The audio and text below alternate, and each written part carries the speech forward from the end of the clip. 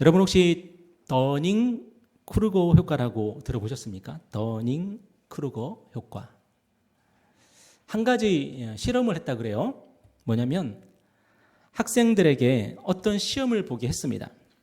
시험을 보게 한 후에 자신의 예상 등수를 써내게 했다는 거예요. 여러분 성적이 좋은 학생들하고 성적이 좋지 않은 학생들하고 어떻게 써냈을까요? 뜻밖에도 성적이 좋은 학생들은 자기의 예상 등수를 낮게 써내고 성적이 안 좋은 학생들은 자기의 예상 등수를 높게 써냈다는 거예요. 왜 그랬을까? 연구를 해보니까 성적이 좋은 학생들은 남들도 나만큼은 알겠지라고 생각을 했다는 거예요.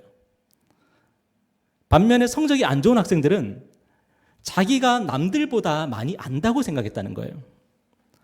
그래서 유능한 사람들은 자기를 과소평가하고 무능한 사람이 자기를 과대평가하는 현상을 이 더닝 크루거 효과라고 한다고 합니다. 저희가 철학과 수업이다 보니까 아무래도 저희가 얘기를 해야 되거나 발언을 해야 될 때가 많습니다. 그러면은 학생들이 막 어떤 주제에 대해서 이러쿵저러쿵 막 얘기를 해요. 그런데 제가 너무 답답했던 게 뭐냐면 교수님들이 그 얘기를 들으면 설명을 해줘야 될 거 아니에요. 정리를 딱 해줘야 될 거 아니에요. 그런데 교수님들이 뭐라고 그러냐면 그렇게 생각하나? 그래요. 그렇구만. 그래요. 제가 속이 막 뒤집어지는 거예요. 왜냐하면 이 주제에 대해서 명확하게 오늘 끝장을 내고 가야 되고 뭔가 배우고 가야 되는데 교수님들은 그런가? 하면서 오히려 우리에게 질문을 던지고 교수님들도 뾰족하게 뭐라고 설명을 안 해주는 거예요. 제가 그렇게 수업을 들으면서 제가 대학 수업에 대한 회의를 느꼈던 적이 있었던 것 같습니다. 그런데 만약에 지금 제가 그 교수가 된다면 지금 저로서는 그럴 것 같아요. 학생들의 이야기를 경청해 주는 게 저의 최선일 것 같다는 생각이 듭니다. 왜냐하면 무엇도 하나 제가 명확하게 철학적으로 명확하게 이것이다라고 말할 수가 없을 것 같아서 그렇습니다. 병원에 가보면은 제일 똑똑한 분들이 계십니다. 누구시죠? 의사도 아니고 간호사도 아니고 환자분들이십니다. 환자분들이 종종 하는 말씀이 있습니다. 내 병은 내가 알아. 내 몸은 내가 알아. 그런데 알고 보면은 그 환자분들이 그 지식을 어디서 얻었어요? 인터넷을 보면서 인터넷에 나온 이야기들을 수집해서 이 병은 이런 병이고 나는 이렇게 해야 되고 이제 그런 주장들을 하는 거죠. 그런데 만약에 그런 환자분에게 자기 자신에 대한 진단을 맡기고 약 처방을 맡기고 수술을 맡기게 된다면 어떤 일이 벌어지겠습니까? 말도 안 되는 불상사가 생기게 되겠죠. 여러분 우리가 이 땅을 살아가면서 또는 우리가 신앙생활하면서 참 비슷한 경우가 많다는 것입니다. 우리가 안다고 생각하고 뭔가를 확신하고 우리가 살아가는 경우가 많은데 과연 그 안다는 것과 확신하는 것이 과연 맞는 것인지 옳은 것인지 우리가 항상 점검해 봤으면 좋겠습니다. 특별히 우리가 예배를 드리면서 특별히 말씀을 듣고 우리가 제자반을 하고 하는 이유가 뭘까요? 물론 이 자리에는 그런 분이 아무도 안 계시겠지만 우리는 많은 경우에 내가 하나님을 안다고 생각하고 있고 내가 성경을 안다고 생각할 때가 많기 때문입니다. 그래서 그 알미라고 하는 것은 따지고 보면 알미 아니라 오해인 경우가 너무나도 많은 것입니다. 여러분 우리가 예배를 통해서 또 제자반을 통해서 여러분이 개인적으로 큐티하고 성경 읽는 것을 통해서 그 오해를 조금씩 교정하고 줄여나갈 수 있는 그런 축복이 있었으면 좋겠습니다. 오늘 본문에서 예수님은 제자들을 가이사라 빌립보라고 하는 그 마을로 데리고 가십니다. 이 가이사라 빌립보는 어떤 곳이냐면 이스라엘에서 당시 유대에서 가장 북쪽에 있는 마을이 가이사라 빌립보라는 곳이었어요. 그런데 이 가이사라 빌립보 일반적으로 유대 고을의 이름하고는 좀 다르죠. 이 가이사라는 그 이름이 붙고 빌립보라는 이름이 붙었어요. 가이사는 누구냐면은 로마의 황제고 빌립보는 예전에 유대의 왕이었던 사람이 이 빌립이라는 왕이 있었어요. 그래서 이 가이사라 빌립보라고 하는 그 마을이 탄생이 된 건데 이 가이사라 빌립보는 다른 유대 마을하고는 다르게 굉장히 이국적인 분위기였다고 해요. 그리스 로마 신들에게 제사를 드리는 그 신전들이 있었고 또 로마 황제를 기념하는 그런 많은 장치들이 있었다고 합니다. 그래서 유대 왕이 로마 황제에게 잘 보이기 위해서 로마 황제에게 헌정한 그런 곳이 바로 가이사라 빌립보예요. 아마도 우리로 치면은 이태원 같은 곳이 아니었을까 하는 그런 생각이 듭니다. 한마디로 당시 유대 사회와는 완전히 다른 분위기가 있었던 곳이 바로 가이사라 빌립보라는 거예요. 그런데 이 가이사라 빌립보에서 이방 문화가 가득하고 세상 문화가 가득한 그곳에서 예수님께서 제자들에게 질문하셨습니다. 사람들이 나를 누구라 하느냐? 얘들아, 사람들이 나를 누구라고 하냐? 그러자 제자들이 대답했습니다. 사람들이 말하기를 주님은 세례 요한이 죽었다가 살아난 그런 사람이라고도 하고 또 엘리야라고도 하고 또 다른 사람들은 다른 선지자 중에 한 명이 다시 왔다고 그렇게 얘기를 합니다. 이제 그렇게 얘기를 하는 거예요. 이런 사람들의 말이 맞습니까? 틀렸습니까? 틀렸죠, 당연히. 그런데 중요한 것은 사람들의 말이 아니라 제자들의 말이었어요. 그래서 주님이 제자들에게 물으십니다. 그러면 너희들은 나를 누구라 하느냐? 너희들은 나를 누구라 하느냐?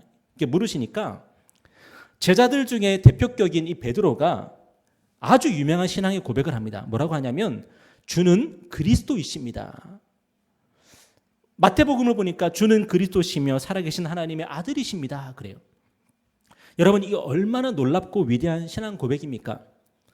세상 사람들은 예수님을 세례 요한이다, 엘리야다, 아니면 선지자 중에 한 명이다 그렇게 얘기를 하고 있는데 베드로나 제자들은 예수님을 그리스도라고, 하나님이 보내신 그리스도라고, 하나님의 아들이라고 그렇게 알고 있으니까 얼마나 대단한 겁니까? 그뿐입니까? 이 제자들은 말만 했던 게 아닙니다. 그들은 자기 인생을 걸고 예수님을 따르고 있었습니다. 제가 목요일에 아현역에서 택시를 타고 여기까지 왔거든요. 15,000원 딱 나오더라고요. 그런데 그 택시 기사분이 제가 타자마자 자기가 어떤 사람인지를 소개를 해주시더라고요. 그분이 하시는 말이 일단 전국에서 매출 1위를 찍는 택시라고 합니다. 자기가. 그런데 자기가 왜 이렇게 많은 매출을 올릴 수 있었냐면은 자기가 국회의원 보좌관 출신이래요. 국회의원 보좌관을 하면서 자기는 통계에 항상 익숙하다는 거예요. 그래서 6년 동안 택시를 하면서 이제는 어디에 가면은 사람들을 많이 태울 수 있고 없고를 나름대로 통계를 정리를 했다는 거예요. 그런데 어떻습니까? 국회의원 보좌관. 이 보좌관 하시다가 지금은 택시 일을 하시는데 이 보좌관은 어떤 사람들입니까? 자기가 모시는 국회의원을 위해서 또는 대통령을 위해서 자신의 인생을 거는 사람 아닙니까? 자기가 모시던 사람이 선거에서 낙선을 해요. 그러면 자기도 아무것도 아니게 되는 거죠. 근데 자기가 모시던 사람이 국회의원이 되거나 대통령이 되면은 인생 대박이 나는 거죠. 잘하면은 청와대 비서까지 할 수도 있는 거죠. 나중에 국회의원도 될 수가 있는 거고. 이 제자들이 말만 예수님 했던 게 아닙니다. 제자들은 자신의 인생을 걸었고 예수님이 예루살렘에서 이제 권력의 권좌에 오르시면 그때에 예수님과 함께 누릴 그 영광을 생각하면서 자신의 모든 것을 걸었던 사람들이 바로 제자들이었습니다. 그래서 제자들이 예수님은 그리스도십니다. 예수님은 하나님의 아들입니다. 이렇게 했던 그 고백은 단순히 교회 열심히 다니는 그런 차원의 그런 고백이 아니었어요. 자신들의 인생을 거는 고백이었던 거예요. 그런데 주님이 제자들의 그런 신앙 고백을 들으시고 뭐라고 말씀하셨냐면은 오늘 30절에 보니까 한번 다 같이 읽어볼까요? 시작. 이에 자기의 일을 아무에게도 말하지 말라 경고하시고. 여러분, 예수님이 드디어 듣고 싶었던 정답을 들었습니다. 예수님은 그리스도고 하나님의 아들이십니다. 제자들이 그렇게 고백했습니다. 그러면 이제부터 이제 판을 키워야 될 거 아닙니까? 맞아, 내가 그리스도야, 내가 하나님의 아들이야. 다 죽었어. 이렇게 나와야 되는데 예수님께서 제자들에게 뭐라고 말씀하셨다고요? 아무에게도 말하지 말라고 하셨다는 거예요. 아무에게도 말하지 말라. 여러분, 왜 제자들이 이렇게 정확한 100점짜리 신앙 고백을 했는데 예수님은 잔치를 벌이는 게 아니라 왜 아무에게도 말하지 말라 그랬을까요? 그 이유는 뭐냐면 제자들은 아직까지 예수님이 누구신지 잘 모르기 때문입니다. 그러면 예수님이 그리스도가 아니십니까? 맞습니다. 예수님이 하나님의 아들이 아니십니까? 맞습니다. 그런데 뭘 제자들이 모른다는 얘기입니까? 예수님은 제자들이 생각하는 것처럼 권력의 자리에 그 권좌에 오를 사람이 아니기 때문입니다. 예수님은 헤롯을 무찌르고 로마를 무찌르고 독립된 유대 나라의 왕이 되실 그런 분이 아니시기 때문입니다. 그러니까 제자들은 예수님이 그리스도라고 하는 것은 알고 있어요. 그리고 하나님의 아들이라는 것도 잘 알고 있어요. 그런데 그 그리스도가 뭐냐는 거예요. 그 하나님의 아들이 하시는 일이 뭐냐는 거예요. 아직 제자들이 그걸 몰랐다는 거예요. 여러분, 얼마 전에 제가 말씀을 나눴는데 혹시 기억하시나 모르겠어요. 예수님이 벳세다라는 곳에서 맹인을 고쳐주신 적이 있어요. 근데 그 맹인이 눈을 떴을 때에 뭐라고 얘기했냐면은 뭐가 보이느냐 그랬더니 나무가 걸어다니는 것이 보인다고. 나무가 걸어다니고 있습니다. 그래요. 이 맹인이 지금 눈을 뜨긴 떴는데 잘 보고 있습니까? 못 보고 있습니까? 잘 못 보고 있는 거죠. 예수님이 두 번째 안수하셨을 때 그때서야 사람들이 걸어가는 것을 보게 됐습니다. 지금 제자들의 상태도 마찬가지인 거예요. 제자들이 예수님이 그리스도라는 사실, 하나님의 아들이라는 사실을 제자들은 잘 알고 있습니다. 너무나도 100점짜리 신앙 고백을 한 거예요. 그런데 제자들은 예수님을 똑바로 보고 있지 못해요. 정확하게 보고 있지 못해요. 왜냐하면 그들은 여전히 예수님이 예루살렘으로 가셔서 헤롯을 쫓아내고 빌라도를 쫓아내고 로마를 무찌르고 유대를 독립시키고 유대 나라를 옛날 다윗 시절처럼 회복할 거라고 생각을 했기 때문이에요. 그런데 예수님은 누구십니까? 오늘 31절에서 예수님께서 말씀하십니다. 우리 다 같이 읽어볼까요? 시작. 인자가 많은 고난을 받고 장로들과 대제사장들과 서기관들에게 버림받아 죽임을 당하고 사흘 만에 살아나야 할 것을 비로소 그들에게 가르치시되. 우리 주님은 그리스도이십니다. 하나님의 아들이십니다. 그런데 어떤 그리스도고 어떤 하나님의 아들입니까? 헤롯을 무찌르고 로마를 무찌를 그리스도가 아니라 고난받고 버림당하고 죽임당하고 이후에 다시 살아나실 그런 그리스도라는 거예요. 왜냐? 예수님께서 싸워서 물리쳐야 할 대상은 헤롯이 아니었기 때문입니다. 로마가 아니었기 때문입니다. 헤롯보다 로마보다 훨씬 더 크고 두렵고 강력한 궁극적인 원수가 있는데 그게 누굽니까? 바로 원수 마귀요, 우리 안에 있는 죄요, 그리고 우리를 좌지우지하고 있는 죽음의 세력이기 때문입니다. 예수님 당시에 유대인들에게서 가장 큰 고민이 뭐였을까요? 예수님 당시 유대인들에게 있어서 가장 큰 고민은 저 여우 같은 헤롯이고 저 악당 같은 로마 군대입니다.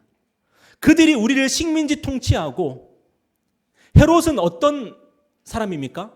그 사람은 유대인도 아니에요. 에돔 사람이에요. 이방인이에요. 그런데 어떻게 해가지고 유대인들을 다스리고 있는 거예요.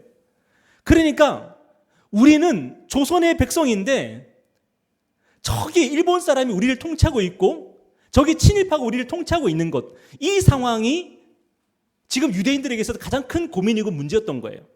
그래서 유대인들이 원했던 그리스도, 유대인들이 원했던 하나님의 아들은 어떤 분이었냐면 우리를 로마에서 구원해주고 우리를 헤롯에서부터 구원해줄 그런 사람들을 그들은 원하고 있었던 거예요. 그런데 제자들도 마찬가지였어요.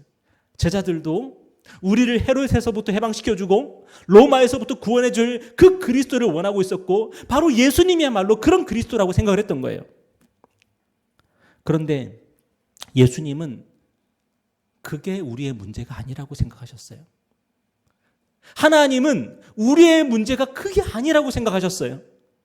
그래서 우리에게 하나님의 아들 그리스도를 보내주셨는데 그 그리스도를 보내주시면서 무엇을 하라고 보내주셨냐면 로마와 싸우라고 보내주신 게 아니고 헤롯과 싸우라고 보내주신 것이 아니고 바로 저와 여러분의 죄를 위해서 십자가에서 죽으라고 보내주셨어요. 우리의 죄의 짐을 대신 짊어지라고 보내주셨고 우리를 죄에서 건지라고 하나님의 어린 양으로 희생 제물로 보내주셨어요. 예수님께서 광야에서 40일을 금식하신 적 있으시죠?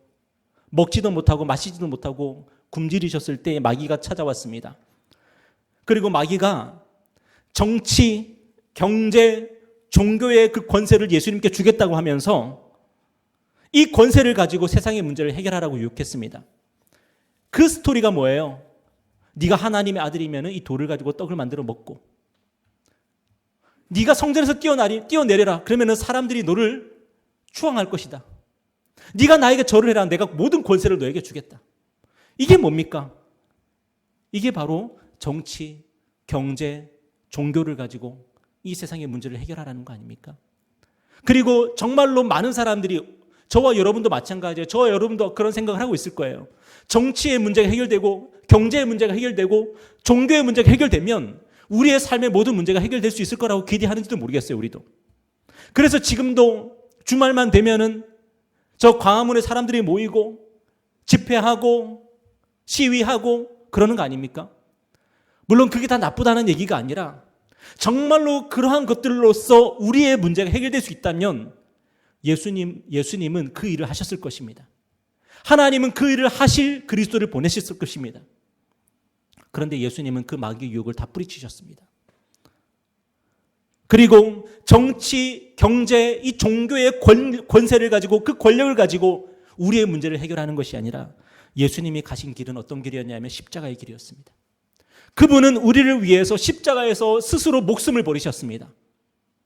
하나님 앞에서 우리의 가장 큰 문제, 가장 궁극적인 문제는 뭐냐면 우리가 하나님을 하나님으로 믿지 않는 죄이기 때문입니다.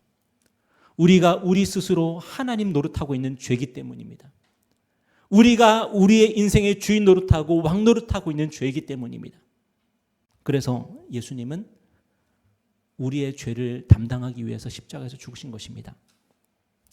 그 시편 51편을 보면은 다윗이 밧세바와 간음하고 나서 지은 시라고 그렇게 적혀 있어요. 시편 51편을 보면 거기서 다윗이 이렇게 말합니다. 내 죄가 항상 내 앞에 있나이다. 내 죄가 항상 내 앞에 있습니다. 여러분, 다윗이 누굽니까?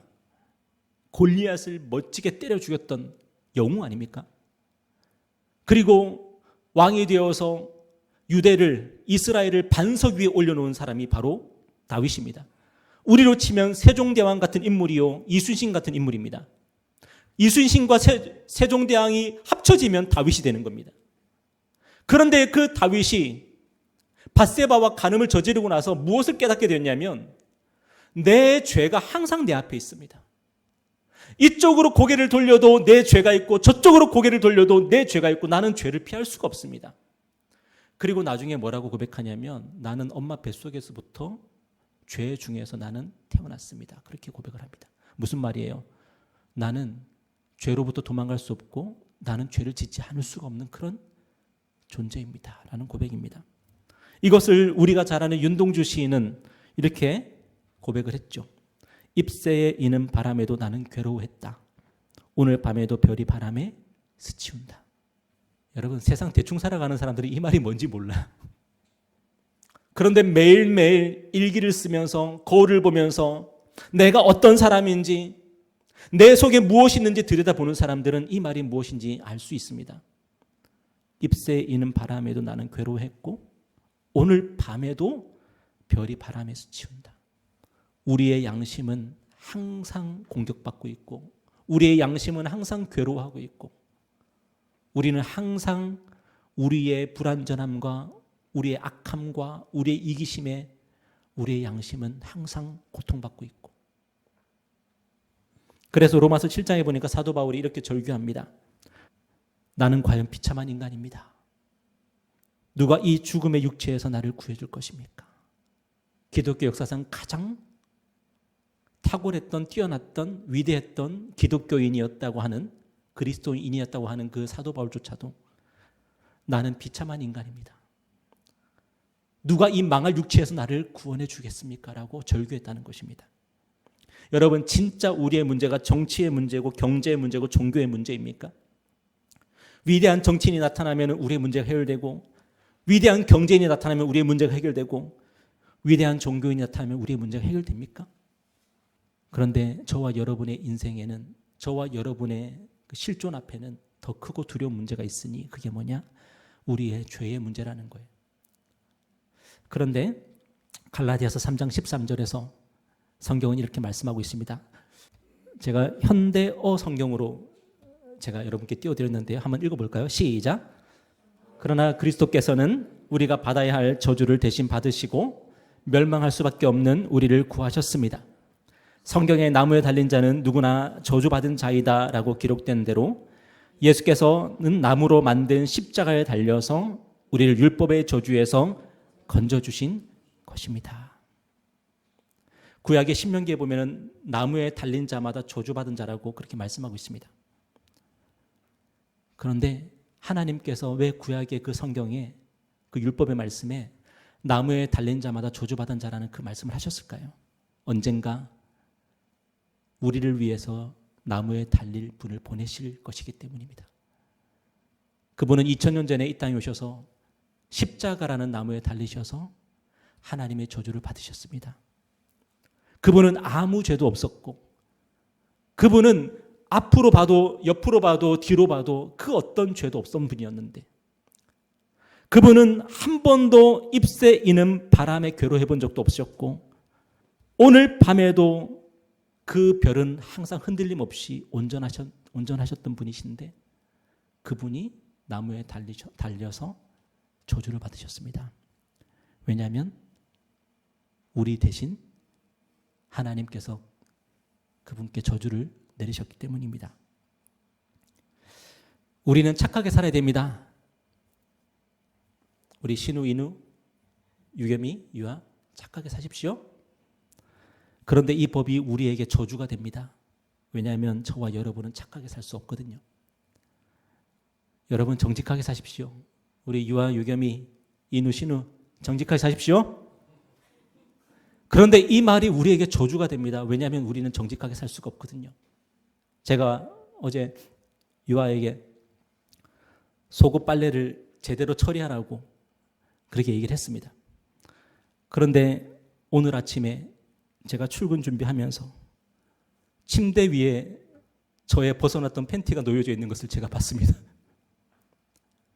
제가 평소 때 그런 적이 없거든요. 뭐 저희 가족분들은 아시겠지만 아침 저녁으로 늘 샤워하는 사람이고 늘 빨래도 나름 철저하게 하는 사람이고, 그런데 평소 때 하지 않던 짓을 제가 한 거예요. 어제 속옷을 벗어놓고 그걸 빨래통에 집어넣지 않고 제가 하룻밤을 그렇게 지냈더라고요. 제가 아침에 그걸 보면서 하나님께서 저에게 말씀하시는 것 같았어요. 너도 마찬가지야. 너도 똑같아. 네가 뭐가 다르니? 역시 저도 저주 아래 있는 사람이죠. 그런데 오늘 저와 여러분이 하나님 앞에 나올 수 있고, 우리가 가벼운 마음으로 하나님을 예배할 수 있고, 그리고 우리를 하나님을 아버지라 부르는 데 있어서 아무런 걸림이 없는 이유가 있습니다. 그것은 바로 우리의 이 저주를 예수님께서 담당하셨기 때문입니다. 하나님은 우리를 정직하지 않았다고 해서, 착하지 않았다고 해서 우리를 나무에 매달지 않으실 것입니다. 우리가 언젠가 하나님의 심판대 앞에 설 때에 우리는 하나님의 정죄를 받지 않을 것입니다. 왜냐하면 우리를 위해서 이미 예수님께서 십자가에 달려서 정죄와 그 모든 저주를 받으셨기 때문입니다. 오늘 우리를 위해서 나무에 달리셨던 그 예수님께서 부활하셔서 하나님의 보좌 우편에서 우리에게 예수님을 온전히 의지하고 살라고 말씀하시고 예수님을 믿고 따르라고 말씀하십니다. 우리에게 다른 구원자가 없습니다. 오직 그분을 믿고 의지하며 그분을 따르며 살아가는 저와 여러분 되기를 주님의 이름으로 축복합니다. 기도하겠습니다.